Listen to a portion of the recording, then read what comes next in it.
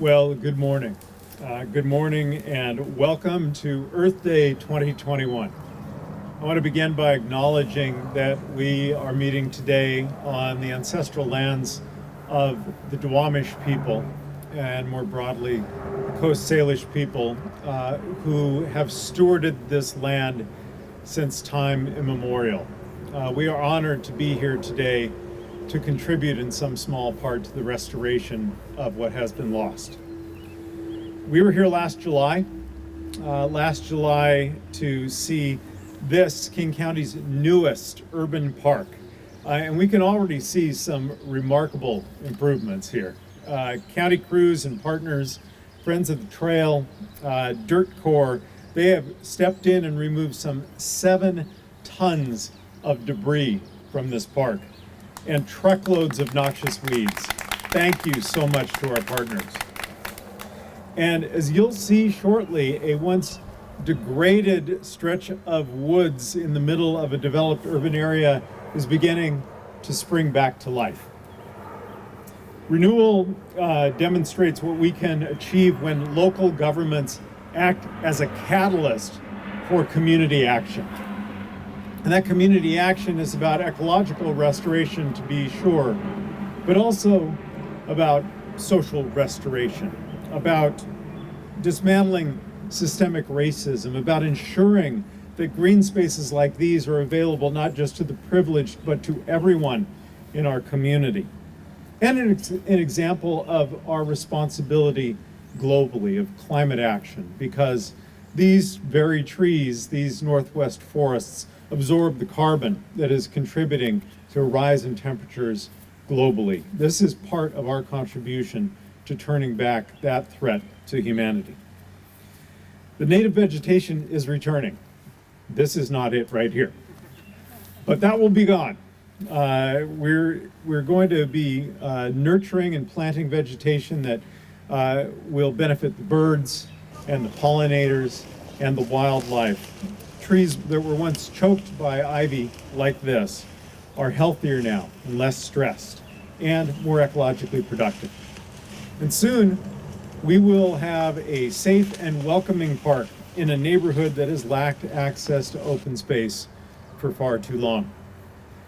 Earth Day, it's a moment of reflection, and it's a moment of inspiration, but most importantly, it is a moment for action. On the first Earth Day, we young activists took to the playground of Schmitz Park Elementary School in West Seattle to protest demanding that DDT be banned. And as you can see now, wherever you go around our region, you can find bald eagles that were nearly extinct at the time. I assert a direct causal connection between that protest and what we see today. But here today, we are announcing the next step forward. 3 million trees.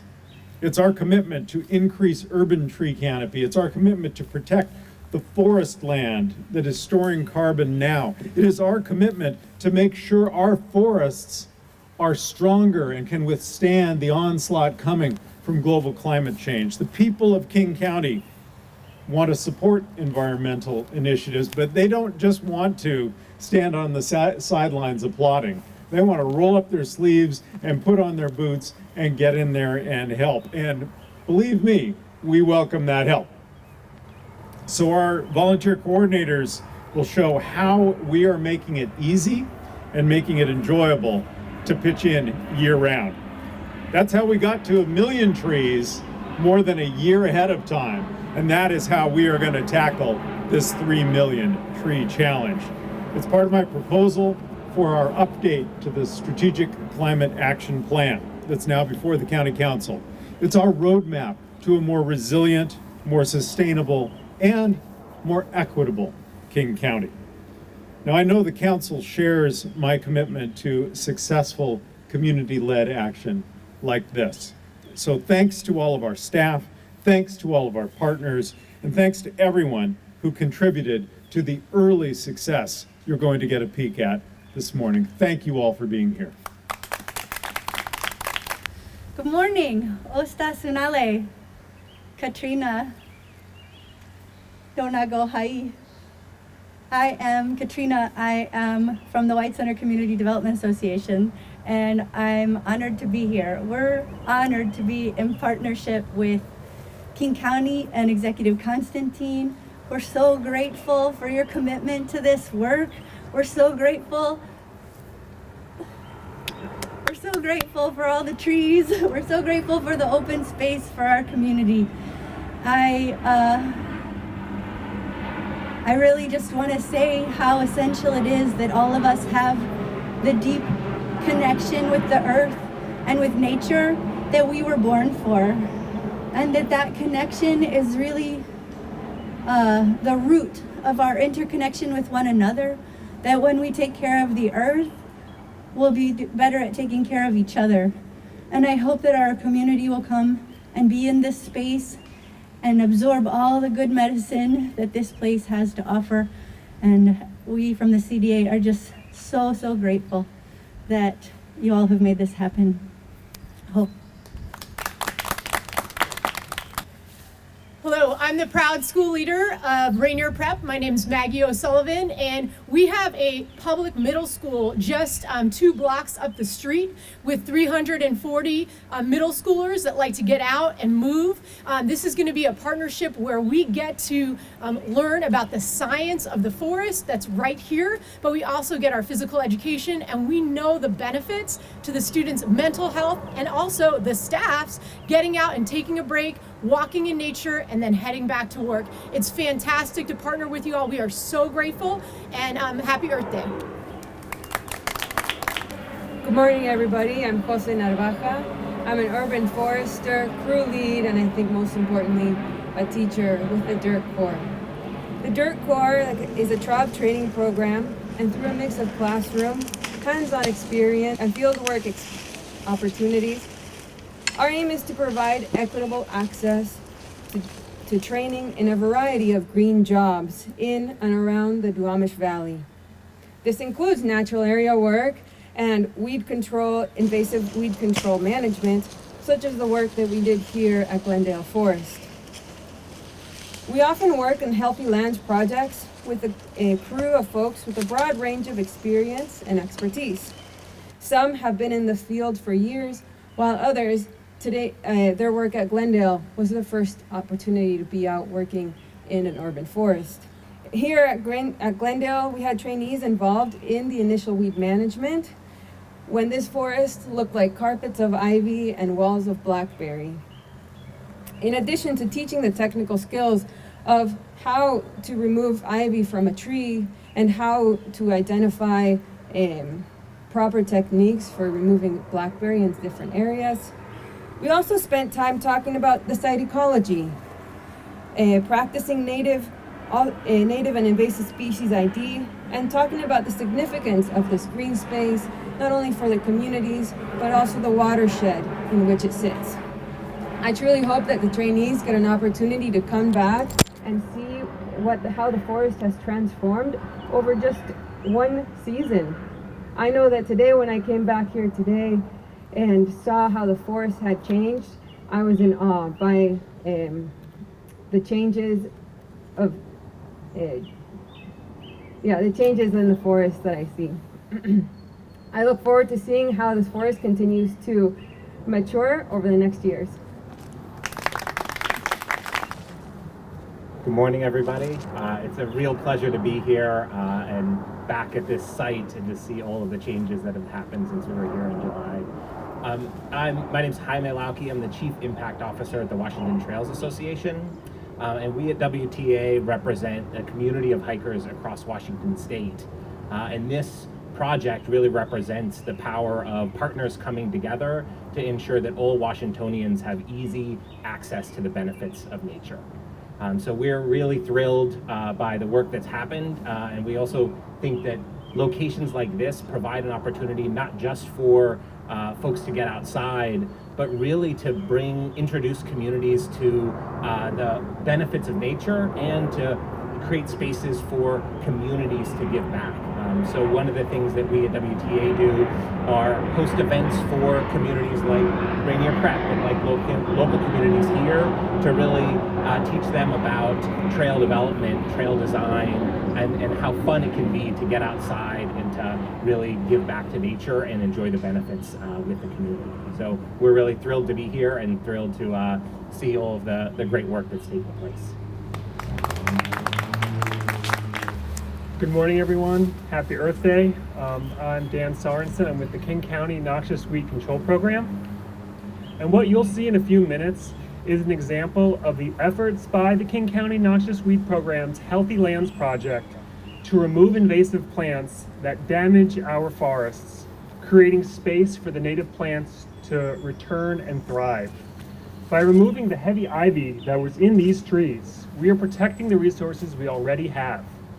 This work ensures that we can continue to enjoy the benefits of a healthy forest that already exists. When we remove these invasive plants, we give these trees the best chance to live a long and healthy life. Forests like this show how resilient they are when we remove the pressures from invasive plants. The abundant mature trees are already creating good canopy. Also, this site is fortunate to have a robust native seed bank full of species just waiting for the chance to grow.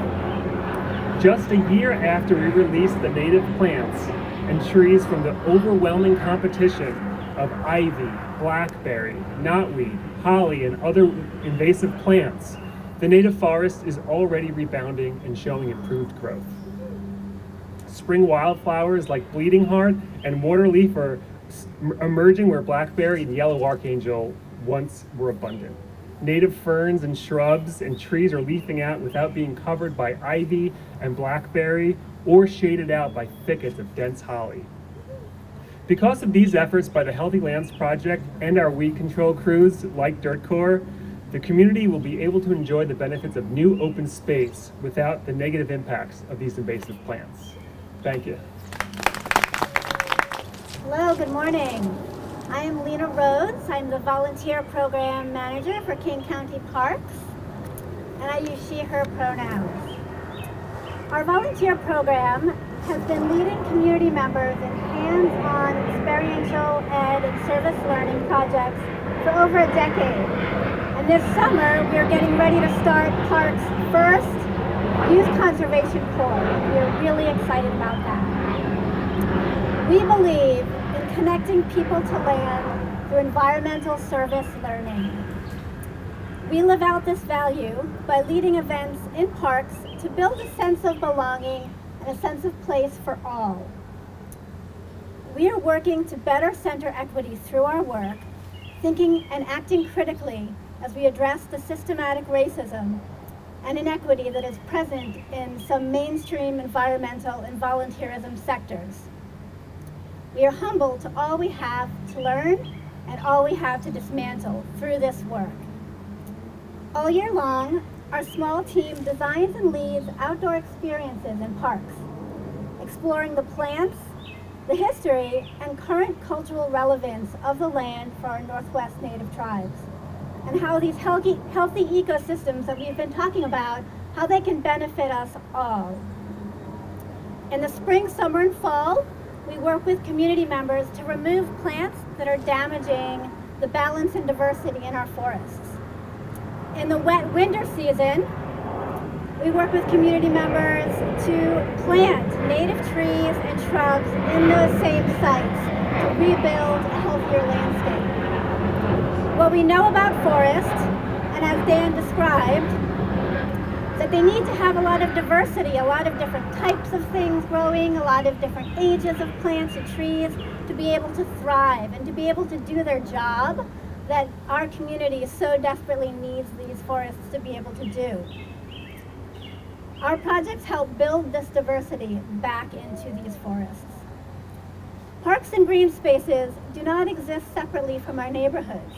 They're integral parts of our communities, and we need to help them thrive so that they can help support public health, they can help clean our air, clean our water, reduce noise pollution, and cool our communities, and give all of us a beautiful place to recreate, students and staff and neighbors alike. We're so excited to be part of the planting, protecting, and preparing of 3 million trees. You can join us. There is a place for everyone in this effort. Visit kingcounty.gov/3milliontrees to learn more and to view a link to sign up for our projects. You can also call us directly to talk more, and we can help you find an opportunity and a way to give back. Thank you.